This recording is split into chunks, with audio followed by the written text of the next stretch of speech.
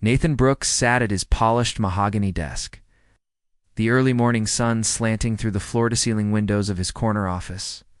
He tapped his pen against a thick stack of financial reports, eyes scanning numbers that would decide the fate of entire departments. His assistant had already whisked away his coffee cup twice to refill it. Nathan enjoyed the familiar rhythm of his mornings, calm, predictable, powerful. He believed in order, in control, in knowing exactly what would happen next. Today, however, would prove different in a way he could never have imagined. A soft knock at the door pulled him from his thoughts. He glanced at the clock, 8:15 a.m., exactly the time his assistant liked to bring his first batch of visitors. He raised an eyebrow.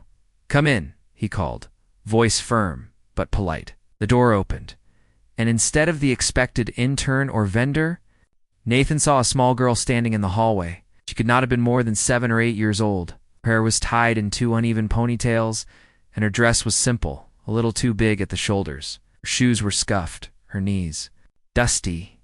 She held a wrinkled paper in one hand, as though it carried her entire purpose. Nathan offered a polite smile. "Good morning." "Oh." "Can I help you?" The girl's lips trembled slightly. She clutched the paper tighter, her knuckles white. "My mom's sick, so I came instead," she said quietly, her voice clear and surprisingly steady. The words sounded simple, almost casual, but something in her tone made Nathan straighten in his seat. He felt a flicker of surprise and a growing concern. His assistant hovered in the doorway, uncertain.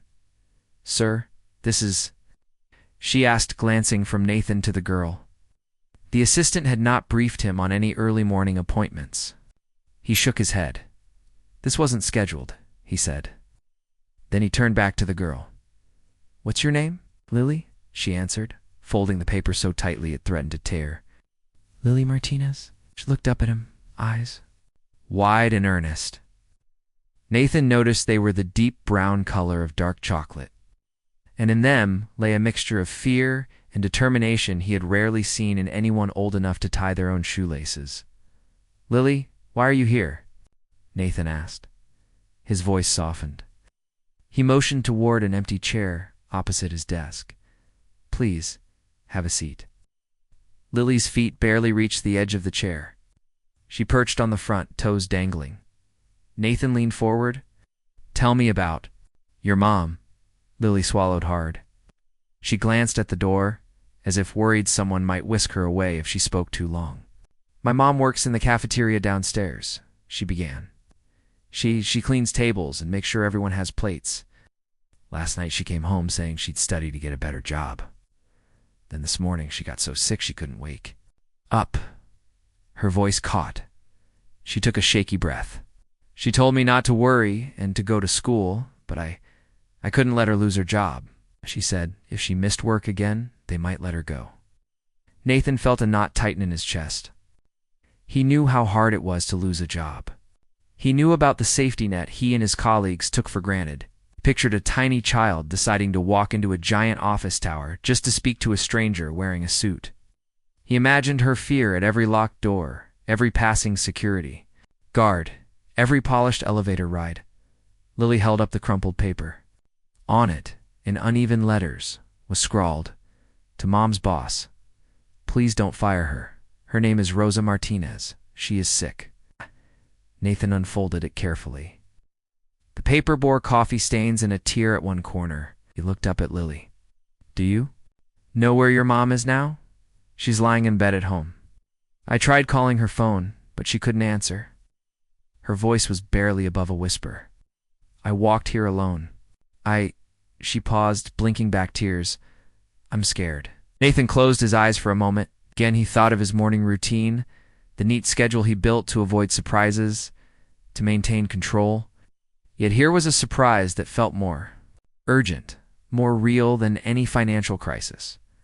He realized that numbers and profits paled beside a small girl's plea for her mother's livelihood. He rose from his chair and walked around the desk. He knelt beside Lily, lowering himself just enough to meet her gaze. "Lily, thank you for coming," he said gently. "You were very brave." Lily's shoulders slumped, as though a weight had lifted from her chest. Nathan straightened. I promise I will help you find your mom and make sure she's okay." Back at his desk, he tapped a button on his phone. "Give me Carter in security," he said. Within moments, his director of security, a tall man in a dark suit, appeared in the doorway. "Yes, sir?" Carter asked. Nathan pointed to Lily. "Find out where Rosa Martinez is. Check her records here, where she works, her shifts. Then see if we can reach her by phone." Carter nodded and hurried off. Lily watched Nathan, her eyes still large but now tinged with hope. Nathan offered her his hand. "Would you like a glass of water, Lily?" She nodded. He handed it to her, and she sipped slowly, her small hand trembling around the glass. While they waited, Nathan asked Lily about her family. She told him about her little brother, who loved drawing cars, and about how her mom read bedtime stories even when she had finished a long day of work.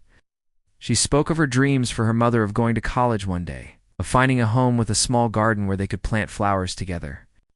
Nathan listened, imagining those simple hopes, and was struck by the contrast with his own life of board meetings and high-stakes decisions. Moments later, Carter returned. "Sir, we have her records," he said crisply. "She left this morning. On sick leave, but there's no forwarding phone. Our system shows she lives 3 miles from here." Nathan thanked him and asked Carter to arrange transportation and find her at her home address. Then he turned back to Lily. "Carter will bring us to your house. You don't have to do this alone." Lily exhaled a breath she did not know she held. She set down her empty glass and managed a small smile. Nathan stood and offered her his arm. "Ready." Lily nodded and took his hand, the paper still clutched in her other hand. Nathan led her out of the office, past startled employees and gleaming corridors, down the elevator, and into the waiting SUV. He buckled Lily into the back seat and climbed into the driver's side. As they pulled away from the building, Lily pressed her forehead against the window and watched the city blur past. Nathan glanced at her in the rearview mirror and saw trust, their trust that a stranger in a suit would keep his word, Dad. As they drove through busy streets, Nathan thought about what lay ahead. He would find Rosa Martinez, would ensure she was taken care of. And he realized that this one morning, this one unexpected visitor, had shifted something inside him. The routines and schedules were important, he still believed. But sometimes life demanded something more, an act of kindness, a moment of compassion. Nathan resolved that whatever happened next, he would not let Lily's bravery go unanswered. Soon, they would reach a small apartment building where a woman lay sick, unaware that her daughter had walked miles for her. Nathan felt a deep sense of purpose. He had met many challenges in boardrooms and battlefields of business, but none felt as important as making sure a mother kept her job and a little girl's faith in the world stayed strong. And so, with the morning light guiding them, Nathan Brooks drove forward, determined to turn a small girl's courage into real help for the woman who mattered most to her. Nathan eased the SUV to a stop in front of a low-weathered apartment building. Its bricks were faded from years of sun and rain, and the windows had air conditioners that dripped onto the sidewalk below. Lily climbed out carefully, clutching her paper note. Nathan held the door open, giving her a gentle smile. "I'll be right behind you," he said softly. Lily nodded, taking a deep breath as she faced the front door. They walked up 3 flights of stairs, Lily's small footsteps echoing on the concrete steps. Nathan followed close behind, watching her determined pace. Each step must have felt like a mountain to her, he thought, but she climbed without complaint. At the top, Lily paused in front of apartment 3B. She put her hand on the doorframe, hesitated, then knocked once. After a moment, there was only silence. Lily tried the knob. It turned, and the door creaked open. Inside, the apartment was dim. A single lamp glowed on a coffee table, casting soft shadows over a threadbare sofa. The air smelled of medicine and yesterday's dinner. Nathan stepped in behind Lily, his shoes clicking on the worn linoleum floor. Lily's voice trembled when she called, "Mom." She took a few cautious steps forward. On the far side of the small living room, a thin woman lay on the floor next to a small bed. Her dark hair spread around her, and her eyes were closed. A mug sat on its side near the couch, and a crumpled napkin lay on the floor. Nathan recognized the same face from Lily's description and from the note. This was Rosa Martinez. Lily knelt beside her mother. "Mom, please wake up," she pleaded, touching her mother's forehead. When Rosa did not stir, Lily's shoulders shook, and she gasped as tears fell. Nathan knelt as well, careful not to crowd them. He spoke gently. "Lily, I'm going to call for help." Took out his phone and dialed 911. While they waited, Nathan held Lily's hand, offering calm words to keep her steady.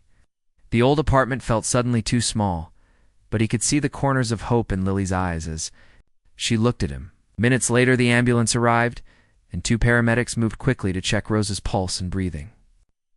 Lily watched, frightened, but held Nathan's hand tight. They followed the ambulance to the hospital. Nathan rode in the front seat with the driver, and Lily sat with the paramedics in the back. She stayed close to her mother, resting her head gently on Rosa's shoulder, whispering, "I'm here, Mom. I love you." Nathan offered her juice and a small blanket when they arrived at the emergency room. In the bright hospital hallway, Lily and Nathan sat on a bench. Doctors and nurses rushed by, their voices calm but urgent. Lily's eyes were red from crying, but she tried to stay brave. Nathan crouched in front of her. "Lily, your mom is in good hands. The doctors will take care of her." She nodded, wiping her eyes. After a few hours, a doctor emerged. He introduced himself as Dr. Patel. He told them Rosa had severe flu symptoms, but no lasting harm. She was stable and resting in a private room. Relief washed over Lily's face. Nathan exhaled deeply, feeling the tension leave his shoulders. Lily bounced to her feet. "Can I see her?" she asked. Dr. Patel nodded, and Nathan led her down the hall. Outside the room, Nathan paused and knelt beside Lily. "You were so brave, Lily," he said. She looked up, tears shining in her eyes. "I just wanted to help," she whispered. Inside the room, Rosa lay in a hospital bed, her dark hair spread on the pillow. She turned her head, opening tired eyes. "Lily," she said softly. The moment. Lily rushed to her side, leaning over the guardrail to hug her. "Mom, I was so scared," Lily said, her voice shaking. Rosa wrapped an arm around her daughter, drawing her close. Nathan watched them, his heart full. Late, he stepped closer, gently knocking on the doorframe. Rosa looked at him, and Nathan introduced himself. "I'm Nathan Brooks. Lily asked me to find you and make sure you were okay." Rosa's eyes widened in gratitude. "Thank you," she said, her voice hushed. "Thank you for bringing her here." Over the next hour, Nathan arranged for Rosa's bills to be covered by the hospital until she could return to work. Asked the social worker to visit them, ensuring they had food at home and a safe place to sleep. When he asked Rosa about her job, she said she worried she would lose it if she missed more days. Nathan frowned and promised to speak with the cafeteria staff. Early the next morning, Rosalind Martinez called her supervisor at the cafeteria.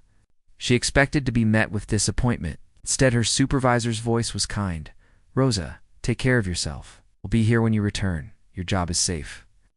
Rosa's eyes filled with tears. She shared the words with Lily later that day, and Lily beamed with pride.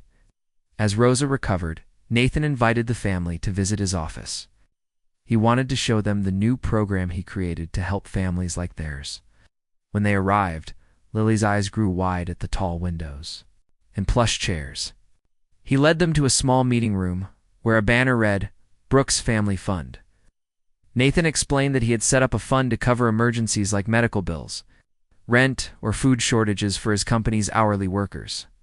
He told Rosa that whenever she needed help, she could apply privately and the company would support her. Rosa's voice trembled as she thanked him. Lily ran to him and hugged his leg, whispering, "Thank you, Mr. Brooks." Nathan knelt and hugged her back. "You're the reason this happened," he said gently. "You showed me something important." Lily looked up, curious. "What?" Nathan smiled. "That caring for each other matters more than any deadline or report." Over the next weeks, news of the Brooks Family Fund spread. Employees felt relief knowing their families would be protected in emergencies. Rosa returned to her work. In the cafeteria, her steps lighter and her heart hopeful. She found a small framed photograph of her daughter on her tray. Linathon had placed it there. Underneath, a note read, "For courage and love." Lily visited her mother every day at home after work, helping her practice reading and writing. She studied diligently in the evenings, determined to make her mother proud. The day Rosa returned to work, she took Lily to see Nathan. He greeted them both warmly. He stood in his office, the same one where Lily first showed up. Nathan gestured toward the window overlooking the city. This view reminds me of how "Far we've come," he said, "and how we can still grow." He handed Rosa an envelope. Inside was enough money to cover 2 months' rent and groceries. Rosa's eyes filled with tears once more. Lily squeezed her hand. As they left, Lily looked back at Nathan. She smiled, and he smiled back. He felt proud to have met a little girl's plea and to have turned her courage into kindness that would help dozens of families. Oh, the memory of that morning, of stepping away from his routine to do something restayed with him. Later that night, Nathan sat alone in his office, watching the lights of the city blink on. He thought of Rosa and Lily, of their hope and love. He realized that real wealth came from caring for people, not just from numbers on a balance sheet. And he promised himself he would listen to every voice that needed help, no matter how small. In a city of millions, one little girl had reminded him that every person's story matters. And he knew that as long as he led with compassion, he could make a difference one life at a time. Nathan Brooks arrived at the cafeteria just as the lunch rush began. The air was warm with the smell of soup and fresh bread. He saw Rosa Martinez behind the counter, serving a long line of workers. She moved with calm confidence now. Her eyes brightened when she spotted him. He stepped up to the counter and called softly, "Rosa?" She turned and smiled. "Mr. Brooks, good afternoon?" He nodded and leaned on the counter. "How are you feeling today?" Rosa wiped her hands on her apron before answering. "Much better, thank you. I feel strong enough to come back to work." She glanced down the line. "The new fund you set up has helped me so much." Nathan smiled. "I'm glad to hear that. Wanted to see how things are going here." He looked at her station, where a small framed photo of Lily stood next to a jar of tips. "Your daughter's picture reminds everyone why we do this." Touched the frame and said softly, "She gave me courage when I needed it most." Then she flipped a tray into a shelf and turned back to Nathan. "I wanted to tell you about something important." Raised an eyebrow. "Go on." "I was talking with my friend Maria, who works nights cleaning offices. She said she had no help when her son got sick. She must miss work sometimes, but she's afraid of losing her job. I thought maybe the fund could help her too." Nathan nodded, of course. "Anyone on our hourly staff can apply." He paused.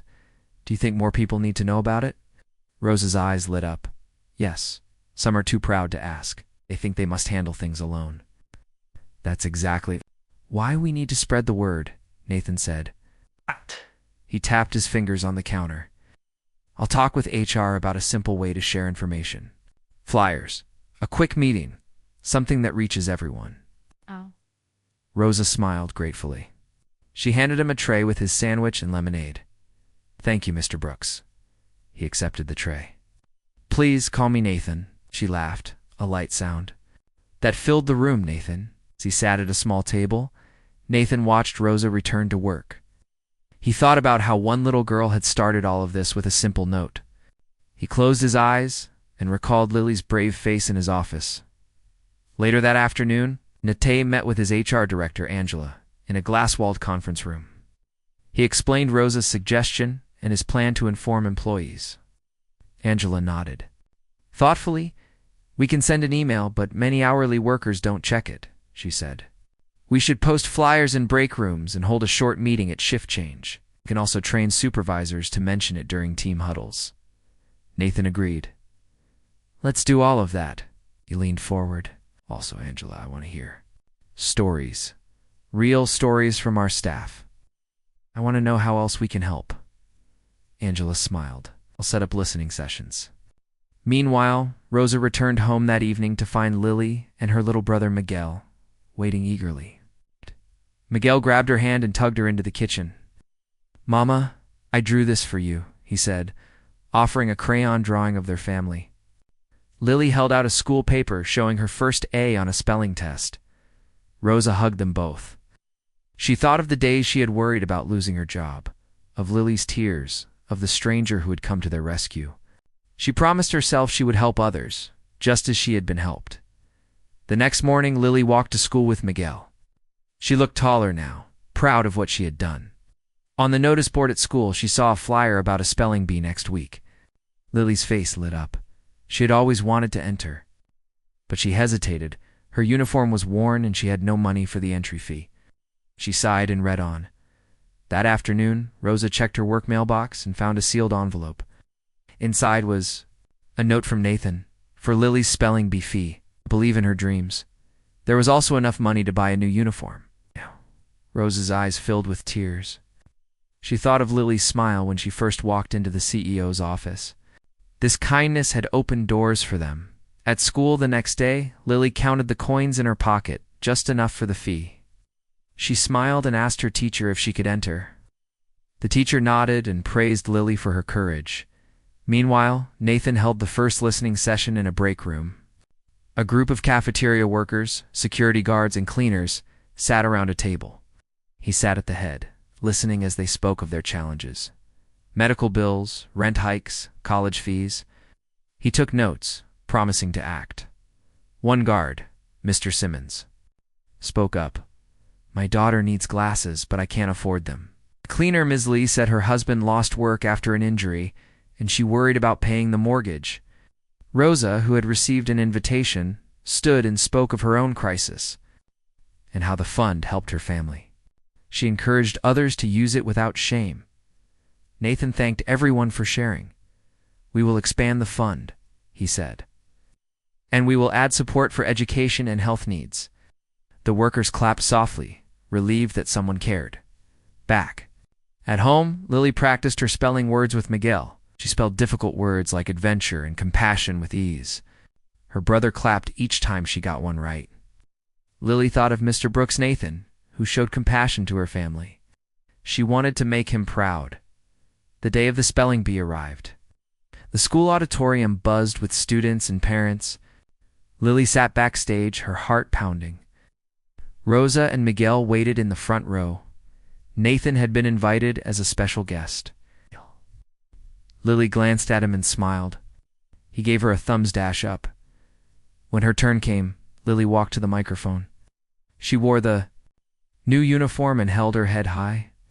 The first words were easy: apple, garden. Then the final word, emergency. Lily closed her eyes, remembered how her mother lay sick at home, how she walked to the office alone. She spelled each letter clearly, emergency. The judge nodded, and the audience burst into applause.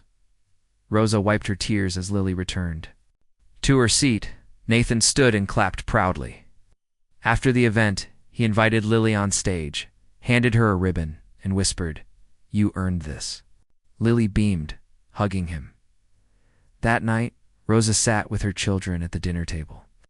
They talked about the day Lily's win, the fund's new plans, Nathan's kindness. Miguel drew a new picture. Mr. Brooks standing with Lily and Rosa, a big heart above them. Rosa pinned it on the refrigerator. As the family settled in for bed, Lily whispered to her mother, "I want to help others too, like Mr. Brooks helped us."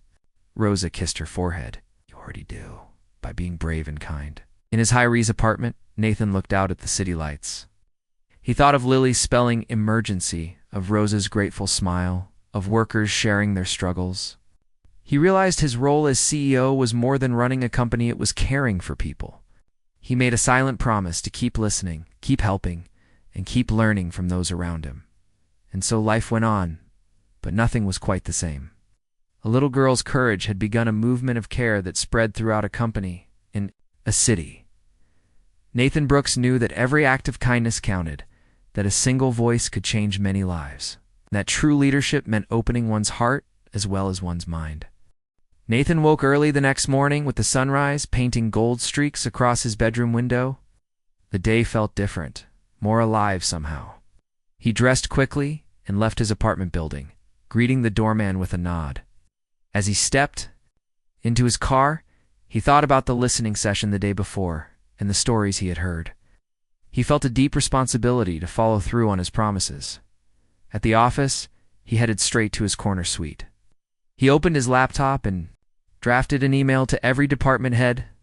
In simple language, he explained the expansion of the Brooks Family Fund. It would now cover not only emergency medical bills and rent, but also educational expenses and basic health needs like glasses and dental checkups. He asked each leader to meet with him that afternoon to plan how to implement these changes. By mid-morning, convened a meeting in the large boardroom. Seated around the polished table were department heads from HR, finance, operations, and communications. He shared the stories Rosa and the other employees had told him: a guard who couldn't afford glasses for his daughter, a cleaner whose husband needed help with disability bills.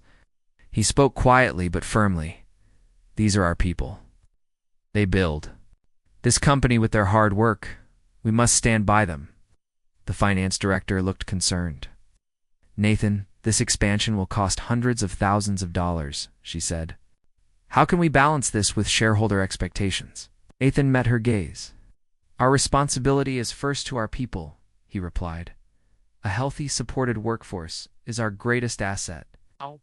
I believe our shareholders will understand that this is an investment in our future. The communications head nodded. We will create clear materials flyers, emails, even short videos to explain the new benefits. We'll hold small town hall meetings at each facility to ensure everyone understands and feels comfortable applying. Nathan smiled. Excellent. Let's move quickly. Over the next week, posters appeared in break rooms and hallways. Managers held brief gatherings at shift changes. Flyers explained how to apply for funds and emphasized confidentiality and respect. In the cafeteria, Rosa pinned a bright poster near her station. She watched as coworkers read it, many approaching her quietly to ask questions. She guided them to the online application and offered kind words of encouragement. Meanwhile, Lily's spelling bee victory had inspired another idea in Nathan's mind. He remembered the joy on her face when she stood on that stage. He resolved to support educational needs broadly, contacted a nearby after-school program, and arranged funding for free tutoring sessions for employees' children. Within days, dozens of families signed up for help in math, reading, and science. Back at the company gym, security guard Mr. Simmons walked in wearing new eyeglasses. He waved to the receptionist and caught Nathan's eye later in the day. Nathan was on his way to a meeting with the operations team. Simmons called out, "Mr. Brooks." Nathan turned. Simmons lifted his hand to adjust his glasses. These are thanks to the fund. My daughter sees clearly now. Her grades are up. He smiled broadly. Nathan felt a warm satisfaction knowing Yvonne, Simmons's daughter, would have a brighter future. In another part of the building, Ms. Lee returned from visiting her husband in the hospital. She had tears in her eyes when she found an envelope on her locker. Inside was support for their mortgage payments while he recovered. She rushed to thank Nathan in person but found only a note on his office door. Meeting back soon. She left a sticky note, thanking him for caring for her. Family. As the days passed, stories like these multiplied. Nathan made time each evening to read emails from employees who had received help. One father wrote about arranging dialysis for his wife. Another mother said the tutoring had helped her son overcome his fear of reading aloud. These messages filled Nathan with a sense of purpose he had never known before. One Thursday afternoon, Lily and Rosa were invited to the next company town hall meeting. The cafeteria had been transformed into a gathering space. Rows of folding chairs faced a small stage with a podium. Colorful balloons and a banner reading "Together We Grow" decorated the room. Employees from every division filled the seats. Nathan stood backstage, adjusting his tie. He glanced at Lily, who wore her spelling bee ribbon. She clutched her mother's hand, excited but nervous. The company's communications director introduced the event. Thank you all for coming. Today we celebrate our new community programs made possible by one brave little girl and her mother's story. The lights dimmed slightly, and a slideshow began. The first slide showed Lily handing Nathan the crumpled note. A hush fell over the room. Nathan stepped to the podium. He cleared his throat. When Lily walked into my office, I knew what mattered.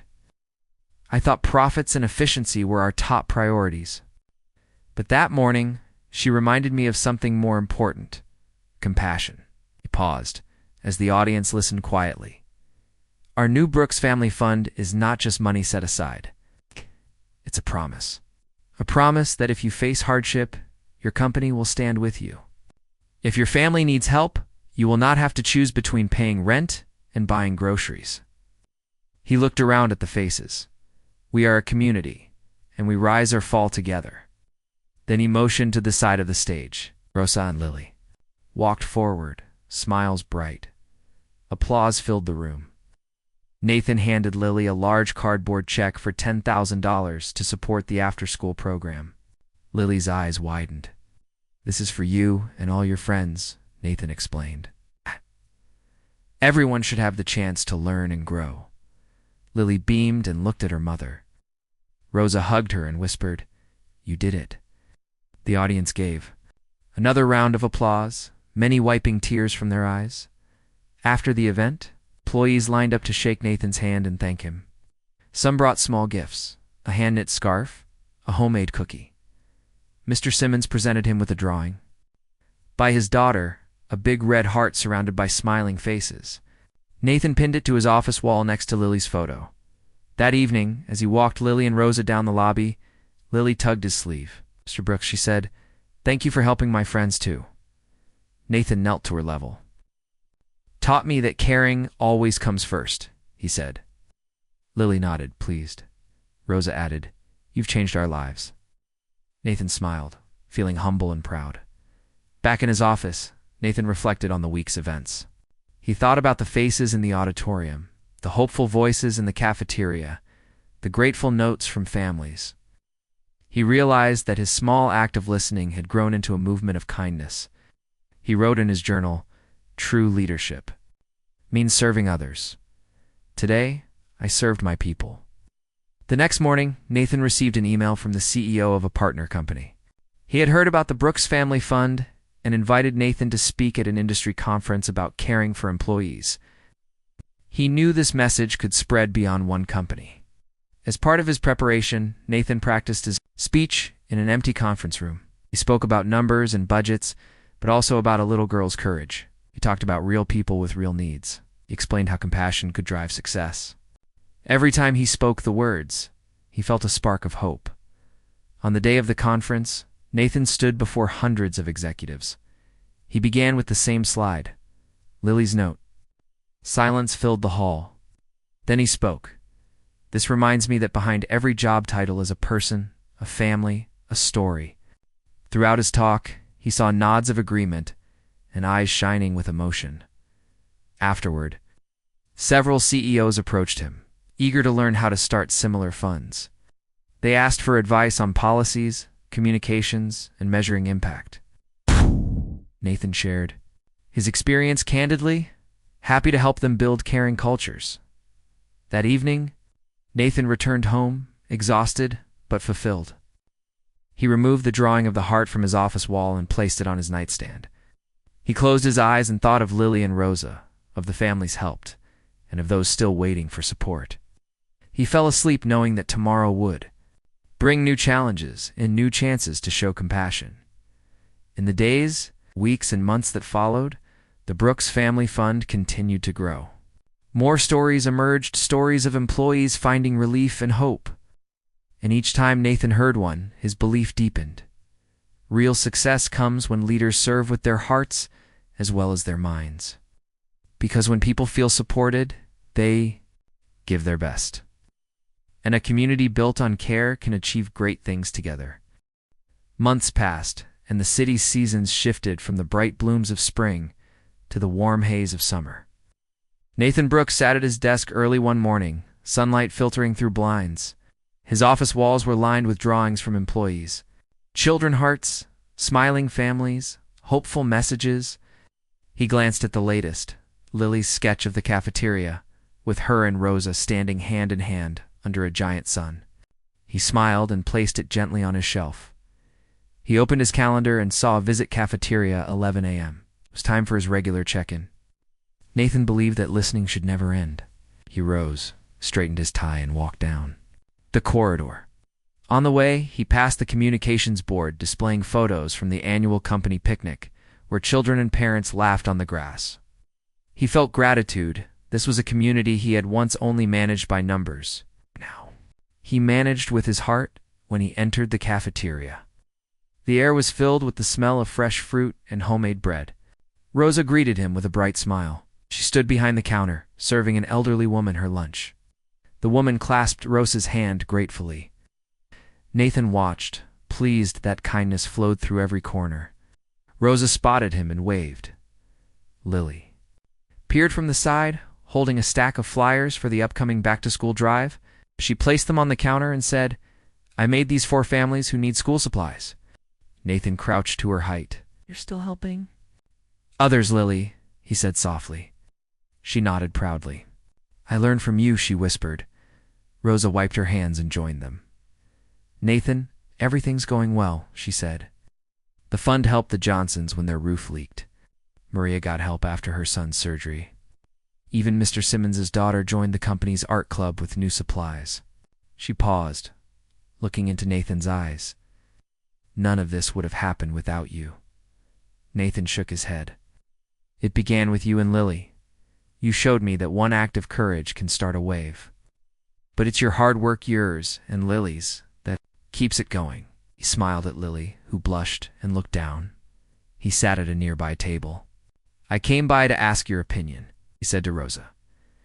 "I'm thinking of adding mental health support counseling sessions and stress workshops so employees and their families get more help when they need it."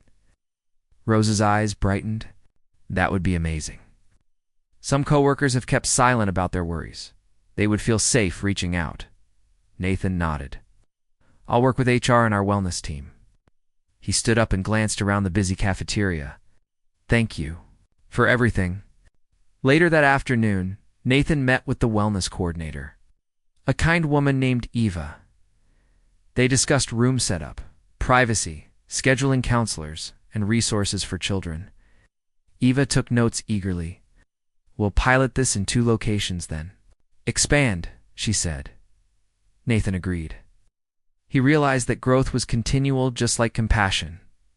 Outside the office, Lily and Rosa walked hand in hand toward school. Lily carried her backpack and the sense of purpose it brought. She thought about the new flyer drive and how she would speak at a small event to encourage sign-ups. Rosa asked, "Do you feel nervous?" Lily shook her head. "Helping people feels right. My heart isn't afraid." Rosa squeezed her hand, proud.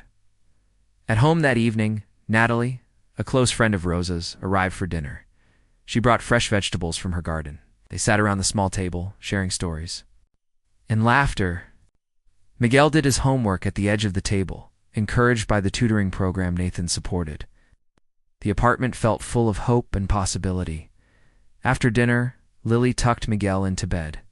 She turned off the light and whispered, "Sleep." "Well, amigo." Miguel yawned and smiled. Lily closed the door quietly and went to Rosa's room. They talked softly about the next day, about Nathan's new plans, and the school drive. Rosa hugged her daughter tightly. In his high-rise apartment that night, Nathan reflected on the day's events.